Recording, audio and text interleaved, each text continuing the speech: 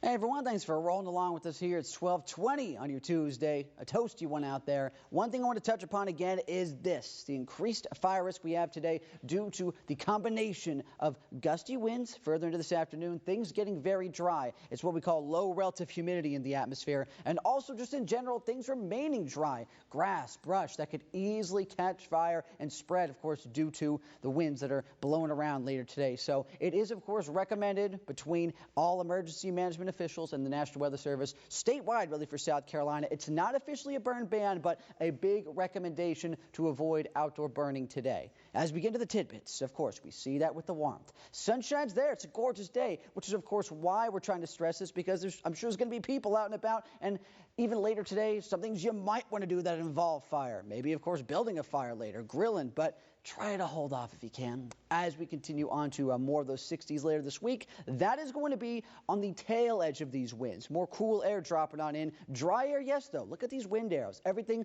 directly out of the north. So even though temperatures are still charging up today, the sunshine is doing its job, it's still going to be all about 60s later into this week. But right now, we're still focused on that fire risk this afternoon. Gusty winds, very dry. Be mindful. Gorgeous sunset will be out there. Going into Wednesday morning, big change of pace. We're talking low 80s back to low 40s, a negative 40 or more temperature swing, so be prepared for that as well as we start out that Wednesday. But the sunshine, again, doing its job, warming the region up. We're going to talk about those 40s change to a high around 70, likely just shy, more upper 60s for the region, so a little more comfortable tomorrow. But again, some might like the 80s, so you got to pick your poison there. As we continue on, we see more of the sun trying to hold steady into Thursday, but no. Clouds say, I'm moving in. More moisture increases for the region. And this is what we get further on into the day. This will hold temperatures down to more mid-60s. Nothing really with rain other than a little patch of mist possible. That comes on Friday.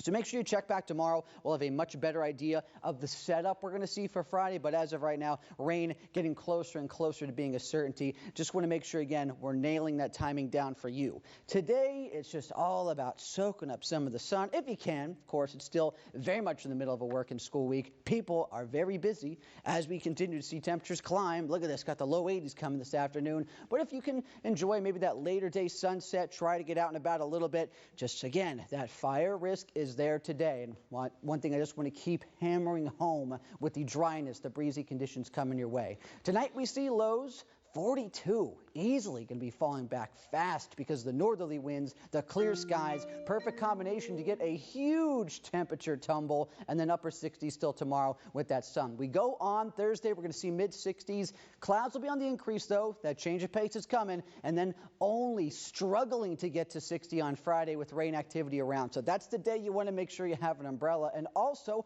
another reminder coming your way, don't forget, Saturday night into that Sunday, we are springing forward. Set those clocks ahead.